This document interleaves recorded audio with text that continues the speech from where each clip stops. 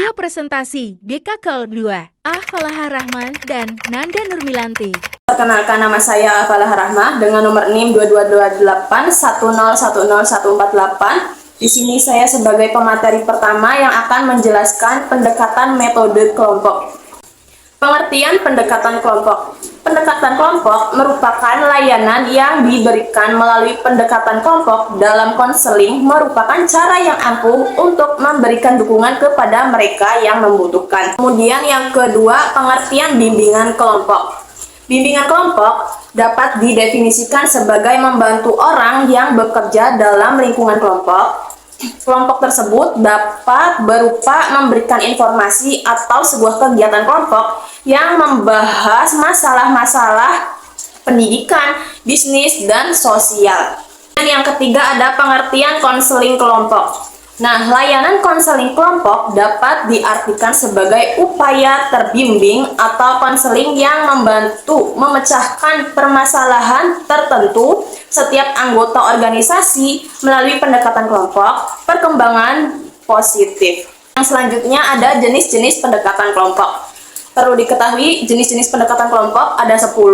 Yang pertama, pendekatan eksistensial humanistis. Yang kedua, pendekatan client-centered. Yang ketiga, pendekatan Gestalt. Yang keempat, pendekatan behavioristik. Yang kelima, pendekatan krisis.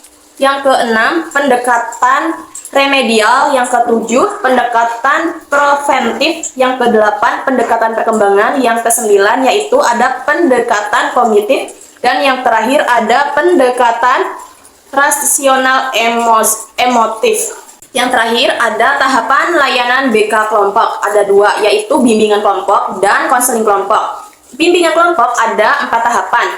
Yang pertama, tahapan pembukaan. Yang kedua, tujuan pemimpin kelompok. Yang ketiga, pembahasan topik yang akan diangkat. Dan yang terakhir ada anggota kelompok diharapkan menyelidiki perspektif dan wawasan baru dari lingkungan.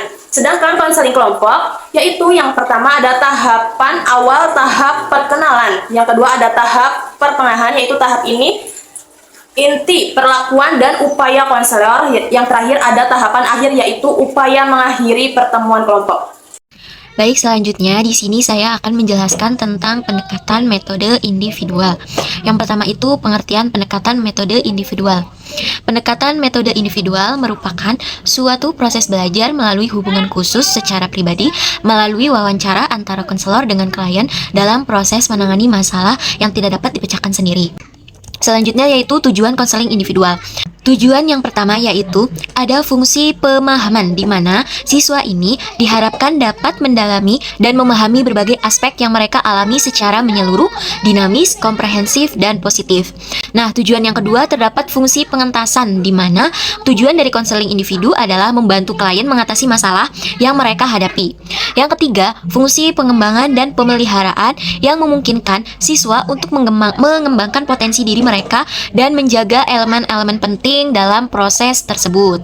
Selanjutnya yaitu proses layanan konseling individual. Pertama itu ada tahap awal. Yang pertama ini konselor harus bisa membangun hubungan konseling yang melibatkan klien.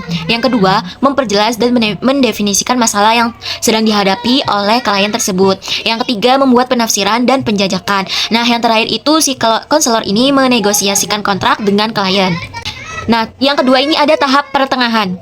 Konselor ini menjelajahi dan menggali lebih dalam masalah yang dihadapi oleh klien tersebut. Yang kedua, konselor itu harus memastikan bahwa hubungan konseling tetap terjalin dengan baik antara konselor dan klien.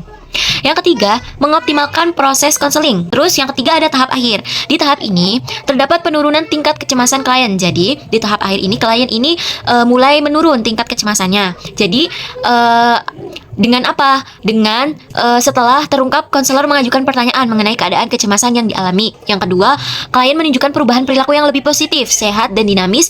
Yang ketiga, klien juga memiliki rencana hidup yang jelas. Jadi dari yang awalnya itu klien tidak memiliki masa depan yang jelas atau masih belum bisa menentukan pilihannya. Nah, di tahap akhir ini klien ini sudah bisa menentukan jalan hidupnya, jalan untuk merencanakan masa depannya.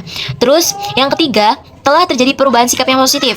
Selanjutnya, kegiatan pendukung konseling individual. Yang pertama, aplikasi instrumensi. Yang kedua, himpunan data. Yang ketiga, konferensi kasus. Yang ketiga, yaitu kunjungan rumah. Yang terakhir itu alih tangan kasus. Mungkin sekian dari kelompok kami, kurang dan kurangnya mohon maaf. Wassalamualaikum warahmatullahi wabarakatuh.